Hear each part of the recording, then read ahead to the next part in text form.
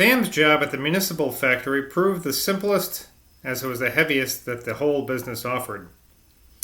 The new type of legendary figurines were largely constructed of a certain kind of clay that was brought in trucks from the neighborhood, and Sam's job, which was shared by some of the roughest laboring men of the town, consisted of emptying trucks of this clay into hand carts, and these carts again into receptacles outside the factory. Thus he was kept very busy and felt, during the first week or so, extremely tired.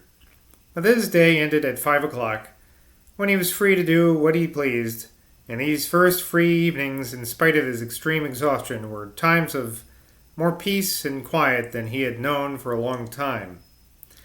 The heavy physical labor saved him from morbid broodings, and made each night an orgy of delicious dreamless sleep, while as his muscles began slowly to adapt themselves to his work, and it must be remembered that Sam was endowed with super vigorous health, this nightly weariness grew less and less.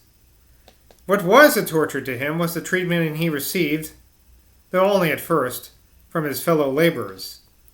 Intrinsically, they were men of no exceptional brutality. Among themselves they were friendly enough. But everything about Sam, the fact that he was an educated man, the fact that his father was a priest, and above all the fact that he was trying to live like a saint, excited their bitter hostility.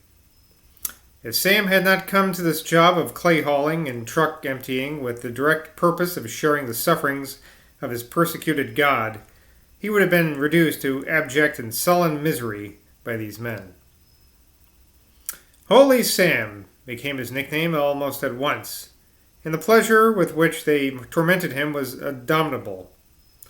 It would be erroneous to say that all good and valuable things spring from the individual, and all evil things from the crowd, for everyone is aware of various occasions of a crude and raw warmth, a radiating glow, a lively enthusiasm that emanates from any group or mass of people. And there springs up from the crowd, too, under certain conditions, a formidable power of magnetic faith. But this faith, which is the most striking thing the crowd engenders, cannot for 1 second be compared with the creative faith of the individual. It is by the faith of the individual upon which the crowd feels like an oil-devouring flame, that the latter is able to move mountains, to tear down Bastilles, to destroy inquisitions, to inaugurate revolutions. Among his fellow workmen in this clay-hauling job, Sam was an individual pitted against a crowd. He was not against them. They were against him. He was no Coriolanus. He was no aristocrat answering hate with contempt. It was enough that he lacked their humor, that he did not chew their tobacco, that he could not fling back their particular kind of badinage. In a situation of this kind, an upper middle class recluse like Sam was at a much worse disadvantage than Will Zoyland would have been. Zoyland's dog and gun slang, his Rebellion obscenities and roaring guffaws would have won these people respect. He would have browbeaten the more aggressive and cajoled the others. He would have speedily become a sort of bandit chief among them. But Sam, they totally despised. They regarded him as a softy, as a preacher, as a spy, as a blackleg, as a dark horse up to some tricky game, as a ne'er-do-well, the screw-loose, as the idiot son of a canting parson. They amused themselves with him. They mimicked his mannerisms. They hustled him. They put the heaviest work upon him. He was their sport, their quarry, their lawful prey. The fact that he was no weakling gave an added spice to their bullying. It was like bear baiting, and all day long they worried him like dogs worrying a great patient beast.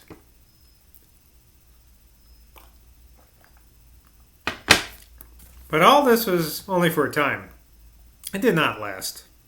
Little by little, the clumsy sweetness of Sam's nature won its way with them. What actually was at first, and may be, a tinge of priggishness in his attitude towards them, wore off. He came to forget that he was Sam Decker, the son of Matt Decker. He became a laboring man among other laboring men. And the psychic awareness that he really was ceasing to separate himself from them affected them without them realizing it. The manner in which he received their derision changed intensively, too. He began to cease regarding it as directed especially and maliciously towards himself, and he ceased to encourage it and stir it up with his own masochistic satisfaction. Thus, the telepathic message from his subconscious self to their self-conscious selves, which had formerly called out, "I am different from you, it hurts here, hit me harder here," began to sing another tune and to call out, "We're all in the same mill, to hell with differences, all souls at the bottom are equal." And this new mood in Sam was not conscious part of his struggle after a holy life. It arose from the innate heathen goodness of his nature, emitting its sweet odor like thyme or mint that had been heavily trodden upon.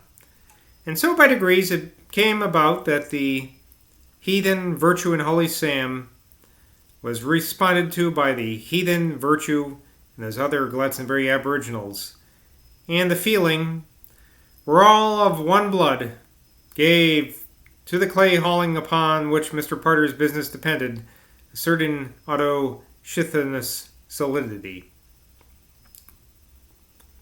For Tom Parter, with Red Robinson as his foreman and Lady Rachel as his advisor, was beginning to display his mettle as a manager. And the figurines, statuettes, plaster of Paris busts, hand-painted vases, plates, crocks, and jars, which they were now manufacturing, showed signs of spreading Glastonbury wares, with the help of the visitors and pilgrims, all over Europe. Both in the designing and executing portions of his business, Parter's personal limitations in matters of art were an advantage to him.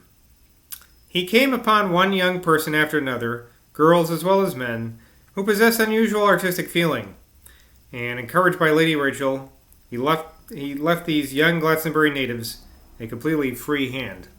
The result of this was that there began to spring up, out of the void, as if it almost seemed, a very exciting and most original school of Glastonbury design, genuinely indigenous and wherein the roughest and crudities of drawing, coloring, and perceptive, and their variations too under so many different hands, possessed the imaginative freshness and childlike appeal of an aesthetically primitive art. An art which the whole Western world seems especially to thirst for. An art which embodied in it not only the communal spirit of the town's socialistic rules, but something, a nuance, a tinge, a suspicion, of the new religion of Glastonbury's mayor. Their earliest output had been confined to toys and souvenirs, but as soon as Lady Rachel became intimate with Barter, and she had an active ally in Tossie, the little clay figurines of the legendary personages of the town's history, from Morgan Le Fay to St. Joseph, ousted everything else. And the council's timely contract with certain clay haulers of the neighborhood changed the whole trend of the business, so that toys were forgotten and a real movement of imaginative art, at once modern and mystical, swept everything before it.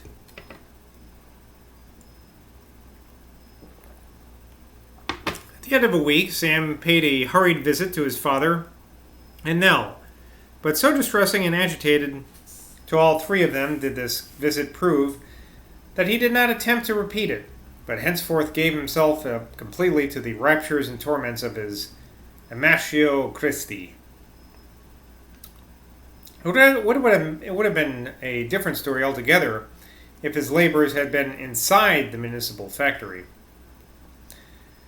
There he would have been under Barter's eye. There he would have been Lady Rachel.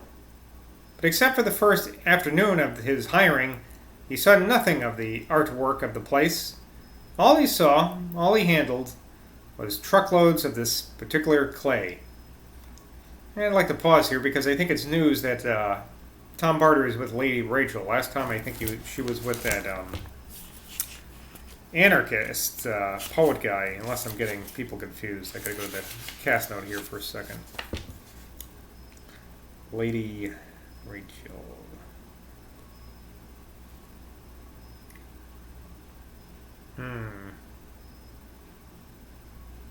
Well, I can't find. Oh, Lady Rachel's on. It just says Lady Rachel's on. Yeah, I believe she was with that anarchist, and now she's with Tom Barter, which I think is news. I don't remember that coming up before. Anyway, back to the story. Sam's nature, always rather earthbound and earth-drawn, sank into this clay as into the tomb of his Christ. He watched away his thoughts about Nell and his child in this clay. In this clay he soaked up the subterranean sorrow, scarcely less hurting than what he felt for Nell, of his separation from his father. He was at once bruised along with his God, by his wrestling with his fellow workmen, and buried along with his God in this heavy summershire clay. What made the task of winning over his companions so slow was the fact that the men around him were always changing. Their pay was so poor and their work so heavy that few of them could stand it for more than a brief time. Then others came, all of them out of the poorest districts of Bovetown and Paradise, and in their turn were tempted to make sport of Sam. None of them had the toughness or the stamina that he had.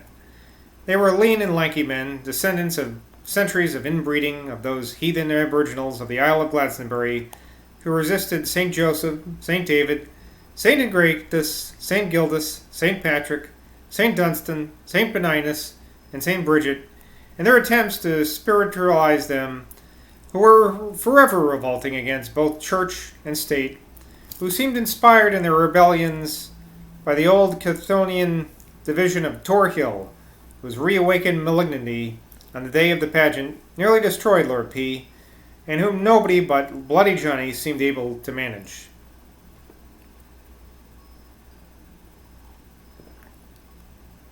What did Sam give Sam a real thrill of natural pleasure was the scrubbing and the whitewashing of his loft floor at the top of the old malt house. He had no furniture here at all except a small camp bed, a kitchen chair, a three-legged table, and a white, thick water jug and basin.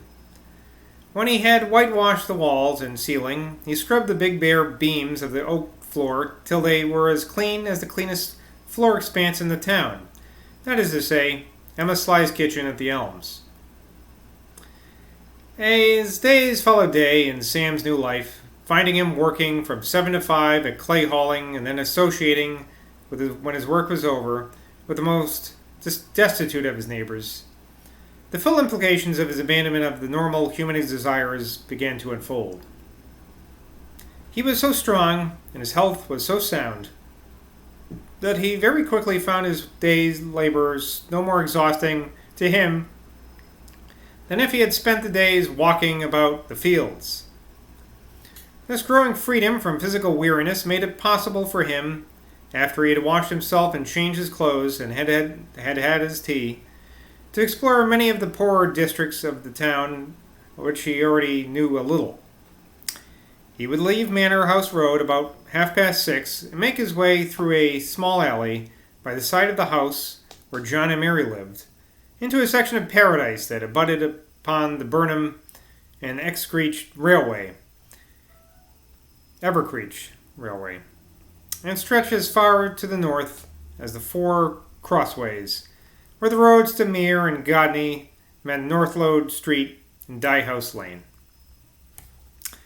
That Holy Sam, as even the children of this quarter already began to call him, had an equanimity of temper beyond that many holy men have had, was proven by the way he let himself be interrupted upon at least 3 weekdays out of his 6, as he sat down to his well-earned tea in his whitewashed attic loft.